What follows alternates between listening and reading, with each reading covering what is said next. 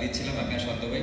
তো এই দিক থেকে বলবো we are little bit of unfortunate, কারণ ওরা রান আউটটা এবং অনেক ভালো ক্যাচ করছে, ভালো একটা রান আউট করছে ওরা। তো আমার কাছে মনে হয় এটা অনেক টার্নিং পয়েন্ট, কারণ ওখান থেকে যদি আমরা একটা ছোট 30 কিংবা 40 রানের পার্টনারশিপ আরও অ্যাড করতে পারতাম দুইজন মিলে, তাহলে মনে হয় আমাদের কাছে গেমটা অনেক ভালো, আরও বেশি ইজি হয়ে যেত আমাদের কাছে।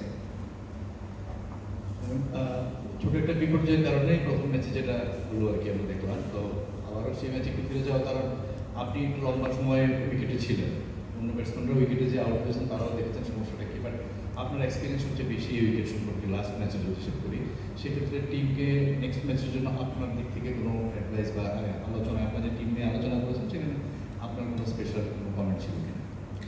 আসলে দেখেন এখানে যেরকম উইকেট এখানে ডিমান্ড করা সব থেকে বেশি যে যারা সেট হবে উইকেটে তাদের অনেক লম্বা ইনিংস খেলতে হবে। তো আমি আর শান্ত ভাই যেরকম সেট ছিলাম ওখানে আমরা যদি আর কিছুটা ওভার থাকতে পারতাম, অ্যাটলিস্ট 5 to 10 ওভার যদি আর স্টে করতে পারতাম, তাহলে আমাদের ম্যাচটা অনেক ভালোভাবে বেড়ে আসছে এবং পরবর্তী ব্যাটসম্যানদের জন্য অনেক ইজি হয়ে যেত।